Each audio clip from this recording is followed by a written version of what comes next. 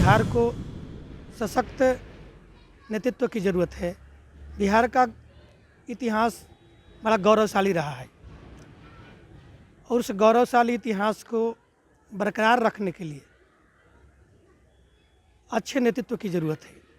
और अभी उन नीतीश कुमार में अब क्षमता नहीं रह गई जो बिहार को आगे की ओर ले जाएं। देखिए, ये बिहार का दुर्भाग्य है कि बिहार की चर्चा होनी चाहिए कि इतना विकास बिहार कर रहा है कि नहीं, लेकिन हम लोग चर्चा कर रहे हैं कि हमारे मुख्यमंत्री का स्वास्थ्य ही सही नहीं है।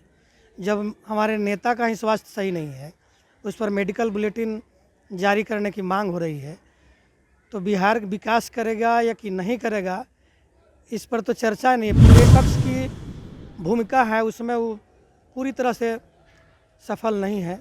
जितना ज़ोरों शोर से उठाना चाहिए था, इलेक्शन है, लेकिन वो भी इस मौके को फ़ायदा नहीं उठा रहे हैं, न इस गांव में जा रहे हैं। इस मुद्दे को उनको उठाना चाहिए था। अभी जो ये असमंजस में तेजस्वी भी है, ये लोग अभी भी नीतीश को अपने पाले में लाने के लिए बेचैन है, भाजपा भी अपने पाले में रखने हुए है।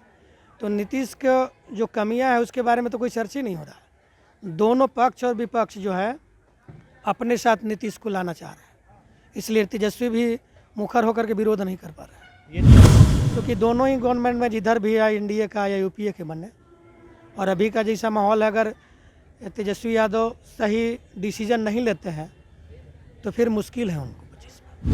नमस्कार, आप देख रहे हैं RD न्यूज़। मैं हूं योगेश चक्रवर्ती। बिहार में इस साल अक्टूबर नवंबर में बिहार विधानसभा के चुनाव होने हैं, लेकिन चुनाव से पहले बिहार के मुख्यमंत्री नीतीश कुमार के हेल्थ को लेकर तरह तरह के अफवाहों का बाजार गर्म है। सीएम नीतीश के आचरण और व्यवहार पर सवाल खड़े किए जा रहे हैं। एक दफ़ा नहीं, दो दफ़ा नहीं, कई बार सीएम नीतीश ने सार्वजनिक तौर पर ऐसे व्यवहार किए हैं कि लोगों की उंगलियां स्वतः उठ जा रही है। विपक्ष सीएम नीतीश पर उस तरह से हावी नहीं है जिस तरह से उसे होना चाहिए।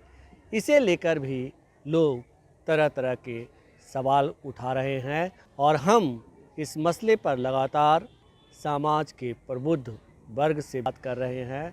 इसी कड़ी में आज हम बिहटा के शिक्षाविद रंजय कुमार सिंह जी से बात करने आए हैं। रंजय जी, जिस तरह से सीएम नीतीश के स्वास्थ्य को लेकर सवाल उठ रहे हैं, उनके आचरण को लेकर सवाल उठ रहे हैं, आप इसे कैसे देखते हैं? सबसे पहले तो मैं धन्यवाद देता हूँ कि इतने 12 से 14 करोड़ बिहार वासियों के भविष्य के बारे में आप चिंतित हैं और इस सभी जगह इस मुद्दे को उठा रहे हैं। बिहार आज पूरे भारत में पिछड़ेपन का शिकार है, पिछले पायदान पर है, और हमारे मुख्यमंत्री जिनको 20 साल शासन करने का मौका मिला, उसके बाद जो विजन उनका जो था, उससे अब लगता है कि अब हमारा बिहार आगे नहीं बढ़ पाएगा। अब उनका स्वास्थ्य ऐसा है कि इस तरह की घटनाएं वो हरकतें कर रहे हैं, जैसे आम पब्लिक भी समझ रही है कि इनका सेहत सही नहीं है। और बिहार को सशक्त नेतृत्व की ज़रूरत है। बिहार का इतिहास बड़ा गौरवशाली रहा है और उस गौरवशाली इतिहास को बरकरार रखने के लिए अच्छे नेतृत्व की ज़रूरत है। और अभी उन नीतीश कुमार में अब क्षमता नहीं रह गई जो बिहार को आगे की ओर ले जाएं और देश में नंबर 1 राज्य के दर्जा दिवा सके। जी, ये लोग अक्सर कहते रहते हैं कि हम बिहार को जो है विशेष राज्य का दर्जा दिलाएंगे और डबल इंजन सरकार की बात करते हैं, लेकिन मौजूदा दौर में क्या सबसे बड़ा मुद्दा सीएम नीतीश हैं कि उनका सेहत ठीक नहीं है और उनके सेहत को लेकर मेडिकल बुलेटिन जारी होनी चाहिए? देखिए, ये बिहार का दुर्भाग्य है कि बिहार की चर्चा होनी चाहिए कि इतना विकास बिहार कर रहा है कि नहीं, लेकिन हम लोग चर्चा कर रहे हैं कि हमारे मुख्यमंत्री का स्वास्थ्य ही सही नहीं है। जब हमारे नेता का ही स्वास्थ्य सही नहीं है, उस पर मेडिकल बुलेटिन जारी करने की मांग हो रही है। तो बिहार विकास करेगा या कि नहीं करेगा, इस पर तो चर्चा नहीं। पूरे मंत्रिमंडल या डबल इंजन की सरकार इस प्रयास में है कि नीतीश कुमार का स्वास्थ्य सही है, और जो विपक्ष है वो प्रयास में है कि उनका स्वास्थ्य सही नहीं है। लेकिन मुख्य जो मुद्दा है कि बिहार विकास क्यों करे, कैसे करेगा, बेरोजगारी है, शिक्षा है, स्वास्थ्य है, जो सारी समस्याएं से बिहारवासी जूझ रहे हैं, इस पर नीतीश कुमार का या उनके मंत्रिमंडल का कोई ध्यान नहीं है। सिर्फ किसी तरह बरगलाना है कि हमने ये किया वो किया, और ऐसा ऐसा हरकतें करना है जिससे हमेशा न्यूज़ में वो बने रहे। नहीं लगता है कि अब उनका स्वास्थ्य सही है।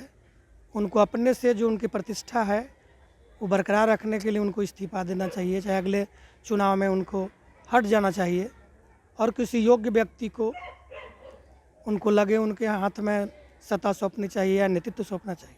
जी जी जी। लेकिन रंजन जी, बड़ा सवाल ये है कि जो अभी माहौल है 2025 के विधानसभा चुनाव से पहले, यहाँ पे बीजेपी जो योगी है जेडीयू का और एनडीए गठबंधन का, वो उन्हीं के नेतृत्व में चुनाव लड़ने जा रही है और इसकी बार बार घोषणाएं भी कर रही है, और ये कह रही है कि अगर हम सत्ता में आए तो सीएम नीतीश ही बिहार के मुख्यमंत्री होंगे।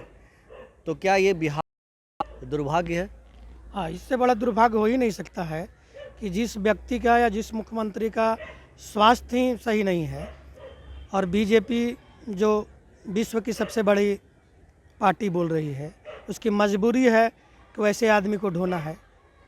हालांकि बीजेपी के भी नेतृत्व इस बात को मान रहा है दबे कि नीतीश में वो अब दम नहीं रहा, लेकिन अब बीजेपी की मजबूरी है कि उनके बिना उनकी गवर्नमेंट नहीं बनेगी। तो सबसे ज़्यादा परेशानी है बिहार वासियों की कि एक गलत व्यक्ति को या अस्वस्थ व्यक्ति को हम लोग झेल रहे हैं। क्या आपको लगता है कि अभी जो प्रतिपक्ष के नेता हैं तेजस्वी यादव, वो इस मौके का बहुत ही बेहतर फ़ायदा उठा सकते थे? अभी से देखने से तो नहीं पता चल रहा है कि इस मौके का वो फ़ायदा उठा रहे हैं। जो विपक्ष की भूमिका है उसमें वो पूरी तरह से सफल नहीं है, जितना ज़ोरों शोर से उठाना चाहिए था। इलेक्शन है, लेकिन वो भी इस मौके को फ़ायदा नहीं उठा रहे हैं। न इस गांव में जा रहे हैं, इस मुद्दे को उनको उठाना चाहिए था। नौजवान है, बिहारवासी उनमें भविष्य देख रहे हैं, लेकिन वो भी उतना एक्टिव नहीं जितना होना चाहिए था। लेकिन वो तो कहते हैं कि सीएम नीतीश का इकबाल ख़त्म हो चुका है, सीएम नीतीश अब सक्षम नहीं है, सीएम नीतीश अचेत हैं। लेकिन क्या इतना भर कह देने से बात बन जाती है, या प्रतिपक्ष के नेता तेजस्वी यादव को सड़क पर उतर के इसकी ढिंढोरा पीटने की ज़रूरत है? देखिए, बोलना तेजस्वी का अलग बात है, लेकिन कार्य जो है उनके विपक्ष में नहीं दिखाई देता है नीतीश कुमार के विरुद्ध में। जब तक सड़क पर नहीं उतरेंगे और नीतीश को जो कमियां हैं स्वास्थ्य के बारे में, और जो प्रशासन में आज क्राइम देख रहे बढ़ते जा रहा है, जितनी भी परीक्षाएं हो रही हैं, क्वेश्चन पेपर आउट हो जा रही है, तो सड़क पर तेजस्वी को उतरना होगा। और जब तक सड़क पर नहीं उतरेंगे, जनता उन पर किसी भरोसा क्यों करेगी? सिर्फ वहाँ पर बोल देने से नहीं होगा। अभी जो ये असमंजस में तेजस्वी भी है, ये लोग अभी भी नीतीश को अपने पाले में लाने के लिए बेचैन है, भाजपा भी अपने पाले में रखने हुए है।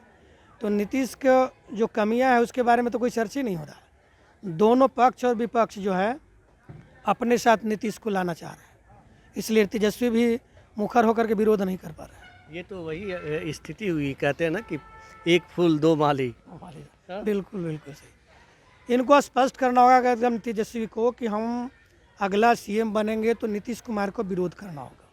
जी जी। हर कार्य को अगर उस पर सोच रहे हैं कि हमारे साथ मिल जाएंगे तो फिर हम सरकार बनाएंगे, तो नीतीश फैक्टर रह ही जाएंगे ना। ये सोच रहे हैं कि चलो सीएम नहीं तो डिप्टी सीएम तो कम से कम बनेंगे ना। ये तो बिहार के लिए दुर्भाग्य है ना कि फिर 20 साल से चेहरा बदल नहीं रहे हैं, पार्टियाँ बदल रही है, कभी गठबंधन बदल रहा है, कभी एनडीए के साथ तो कभी यूपीए के साथ, रह तो रहे नीतीश कुमार। मज़ा असली जो कहते हैं कि सत्ता का मज़ा जो है वो सीएम नीतीश उठा रहे हैं। हाँ बिल्कुल बिल्कुल। हाँ? हाँ, इसमें तो कोई शक नहीं है। बिहार की सबसे बड़ी पार्टी और देश की सबसे बड़ी पार्टी, दोनों को जा रहा है और दोनों को मजबूरी है कि इनके पीछे चले। दोनों मतलब वो कहते हैं ना कि इश्क में जो कहते हैं कि नाचे ताथैया करके, तो उसी तरह से दोनों ताथैया कर रहा है। उधर बीजेपी ताथैया कर रही है, इधर तेजस्वी यादव ताथैया कर रहा है। हालांकि इसमें ये दोनों के चक्कर में पूरे बिहार वासी तबाह हो रहे हैं बर्बाद। जो चाहिए मतलब डेवलपमेंट किसी भी व्यक्ति को या किसी भी मुख्यमंत्री को 20 साल का समय बहुत लंबा होता है। जी 20 साल में बिहार कहाँ से कहाँ पहुँचता। आपको रंजय जी लगता है कि जनता जो है आने वाले विधानसभा चुनाव में अगर ये लोग सही फैसले नहीं किए, तेजस्वी यादव भी सही फैसले लेने से चूक गए, तो बहुत ही निर्णायक नतीजा देगी और ऐसा नतीजा देगी कि दोनों देखते रहेंगे और कोई तीसरा विकल्प जो है वो सामने आएगा? अभी तो फिलहाल तीसरा विकल्प सामने का कोई सवाल नहीं है, क्योंकि दोनों ही गवर्नमेंट में जिधर भी है एनडीए का या यूपीए के बने, और अभी का जैसा माहौल है, अगर तेजस्वी यादव सही डिसीजन नहीं लेते हैं तो फिर मुश्किल है उनको 25 में। मुश्किल है। ये कहते हैं कि हमें तो अभी बहुत लंबी राजनीति करनी है, 40-45 साल करनी है, तो हमको जल्दी नहीं है मुख्यमंत्री बनने का। अगर लंबी राजनीति करनी है, जल्दी नहीं रहता तो नीतीश कुमार कोई विरोध करते हैं।